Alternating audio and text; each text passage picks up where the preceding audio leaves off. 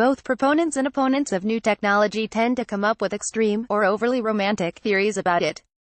This was certainly the case for Bitcoin and the debate about whether the world's first cryptocurrency would replace all global currencies. However, this tendency may also underlie the seeming contradiction that large corporations, which typically exert centralized control over a product or service, are embracing new decentralized technologies such as blockchain and the token economy. Kakao is a corporate giant that dominates the Korean mobile market.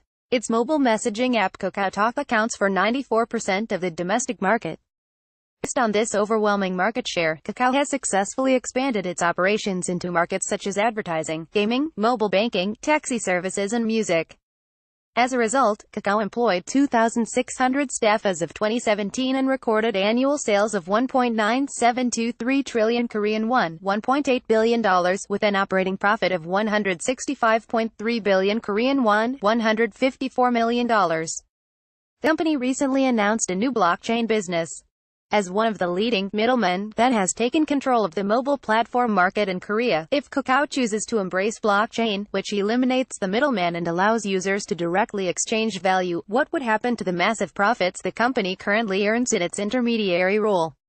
The middleman exists. Will the middleman really disappear? Are the middlemen all bad? I don't think people are thinking seriously about these questions, he said.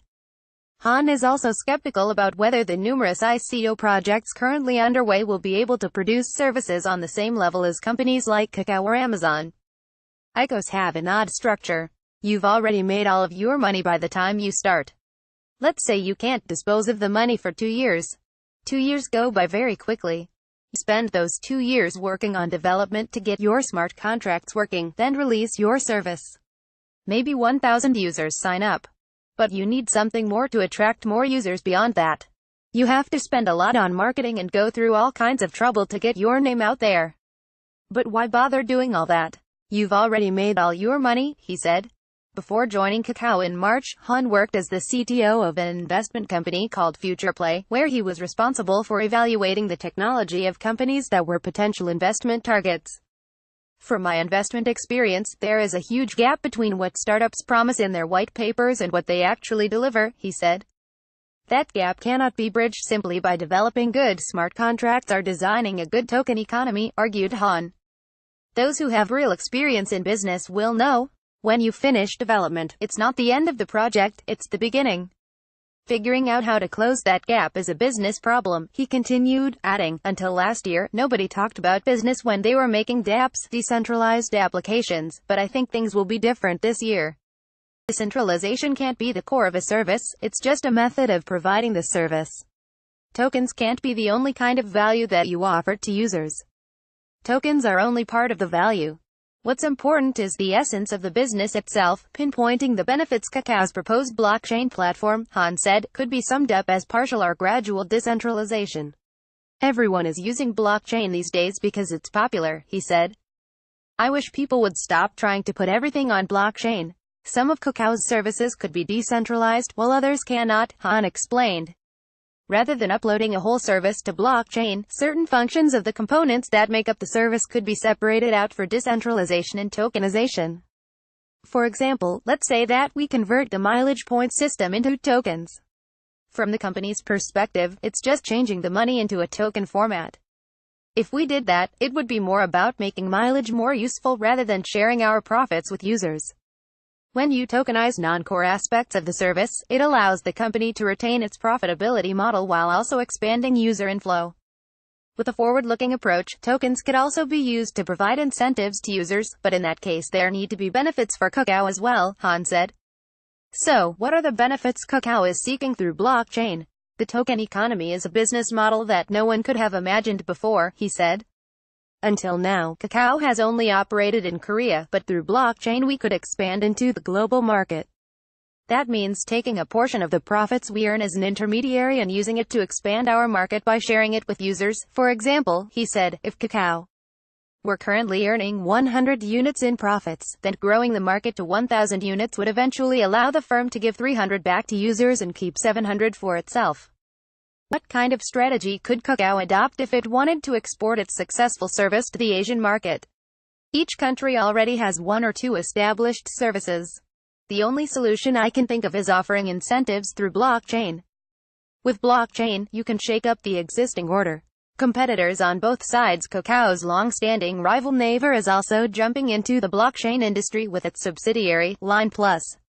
North America-based messenger service Kik is also working on a blockchain business called Kin, while Telegram has raised $1.7 billion through an ICO, the largest amount ever recorded in a token sale.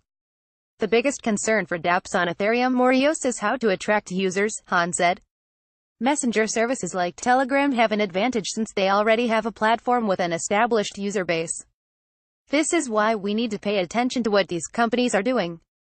On the other hand, those messaging services have lots of users but no other services, while Kakao already provides a wide range of services. Although Han was skeptical of ICO projects, he does not believe that all of these startups are destined to fail. 20 years ago, nobody could have imagined a company like Google or Amazon, he said.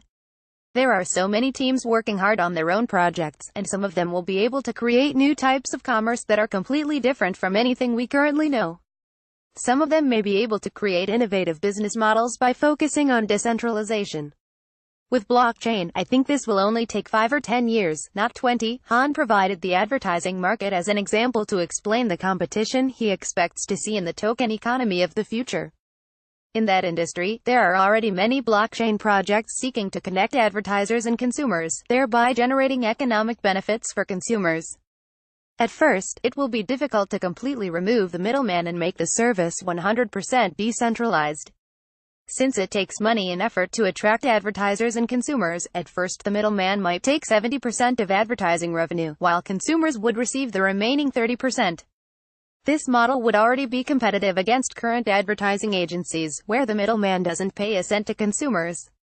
Competition may lead some companies to offer 50% to consumers, then 70%, then 100%, eventually creating a completely decentralized system. Right now, nobody knows what kinds of services might come out of the blockchain world, Han says. We haven't seen them yet. Steam has shown us some of the potential, but nobody knows how far it will grow. But if you sit on your hands for a while and then something new comes out, it will already be too late.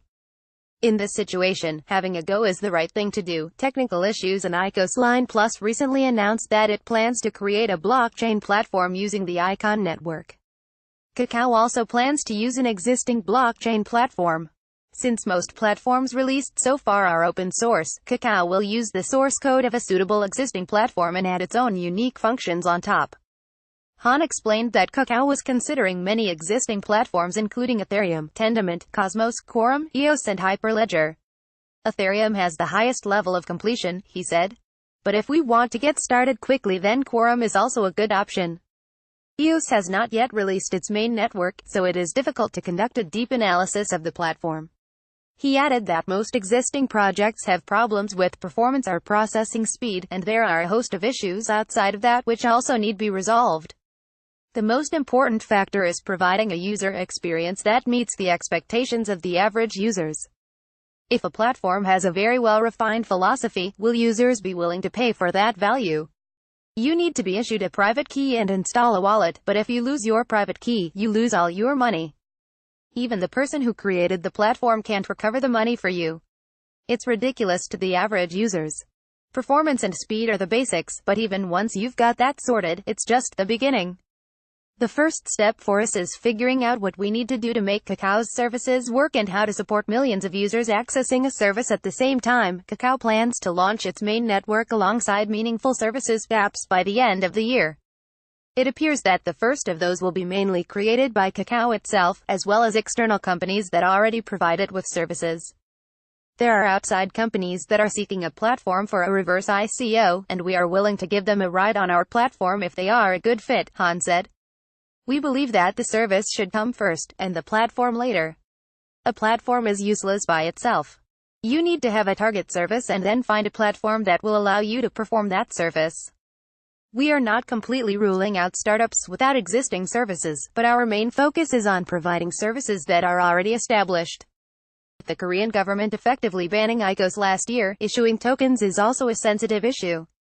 When Kakao announced the establishment of its blockchain subsidiary in March, Financial Services Commission Chairman Choi Jong-koo reaffirmed his negative view on token sales.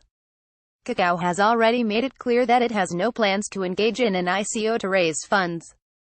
Han concluded, issuing tokens and listing on an exchange are two separate issues. There are several creative ways to issue tokens, including through an ICO, an airdrop, or offering tokens as rewards for active participation on the platform like Steam does. Kakao image via Shutterstock. The leader in blockchain news, CoinDesk is a media outlet that strives for the highest journalistic standards and abides by a strict set of editorial policies. CoinDesk is an independent operating subsidiary of Digital Currency Group, which invests in cryptocurrencies and blockchain startups.